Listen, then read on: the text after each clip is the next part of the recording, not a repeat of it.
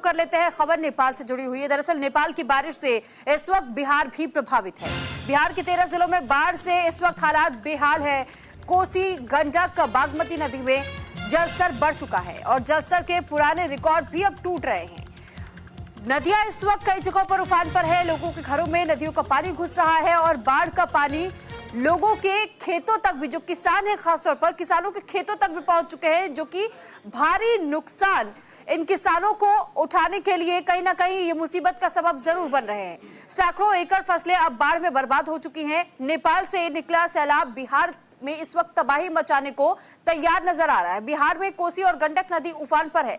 बिहार में बाढ़ का खतरा बरकरार है। बिहार में कोसी और गंगा नदी का जलस्तर बढ़ने के कारण राज्य के कई इलाकों में बाढ़ का खतरा मंडरा रहा है। एक तरफ जहां गंगा में बढ़ते जलस्तर की वजह से 13 जिले बुरी तरीके से प्रभावित है, अब वहीं कोसी नदी में जलस्तर बढ़ने की वजह से उत्तर बिहार और सीमांचल के भी जलमग्न होने की आशंका है। बाढ़ के संकट को देखते हुए राज्य सरकार के साथ ही केंद्र सरकार भी अब अलर्ट हो चुकी है।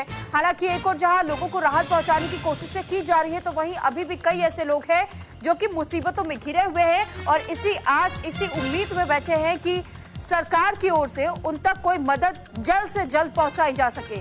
हालांकि ऐसे कई जिले बताए जा रहे हैं, 13 ऐसे जिले जहां पर इस वक्त बाढ़ से लोग प्रभावित हैं। लोगों का यहां पर जीना दूभर हो चुका है, क्योंकि जहां एक और उनके जीवन अस्त व्यस्त हो चुके हैं, तो वहीं दूसरी तरफ ऐसी भी खबरें सामने आ रही है कि कई लोगों को मजबूरन अपना घर कुछ समय के लिए छोड़ना पड़ रहा है, क्योंकि उनके घरों के भीतर पानी घुस चुका है और वो उस घर में रह नहीं पा रहे हैं। यहाँ तक कि कई ऐसे, चाहे हम नई नई बीमारियों का जिक्र कर ले या फिर कई ऐसी स्थितियां होती है जब बाढ़ का पानी आपके घरों तक आता है, प्रवेश करता है, तो ऐसे में न केवल नई नई बीमारियां जन्म लेती है, लेकिन ऐसे में कीड़े मकोड़ों का भी डर बहुत ज्यादा होता है और साथ ही साथ लोगों में भी वो दहशत का माहौल है कि कब उनके साथ क्या हो जाए। क्योंकि ऐसी भी तस्वीरें हमने देखी कि नदियों के कटाव शुरू हो चुके हैं। जो घर नदी के किनारे थे, कई ऐसे घर जिनके दीवार तक टूट करके नदियों में बह गए।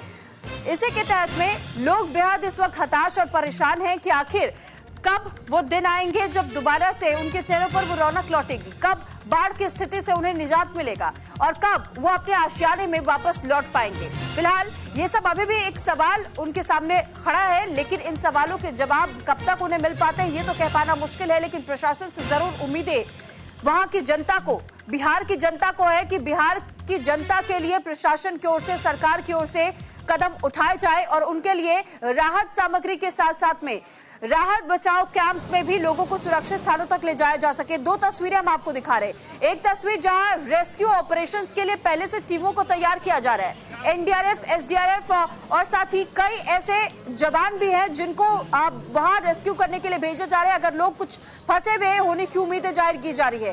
कई जगहों पर जहां पर मलबा इकट्ठा हो चुका है, मलबे में कोई फंसे ना, इसकी भी निगरानी बाकायदा यहाँ सुरक्षा बलों की ओर से भी की जा रही है।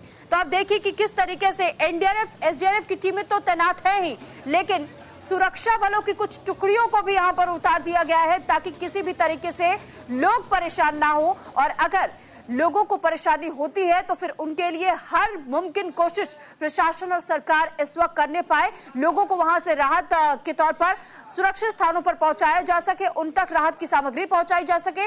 दो तस्वीरों के जरिए हम आपको दिखा रहे हैं कि किस तरीके से बाढ़ से अलग अलग जगहों पर अलग अलग किस्म की यहाँ तबाही देखी जा रही है। कहीं पर जहां नदियों का जलस्तर बढ़ा है तो वहीं कहीं पर भूस्खलन भी हो रहे हैं।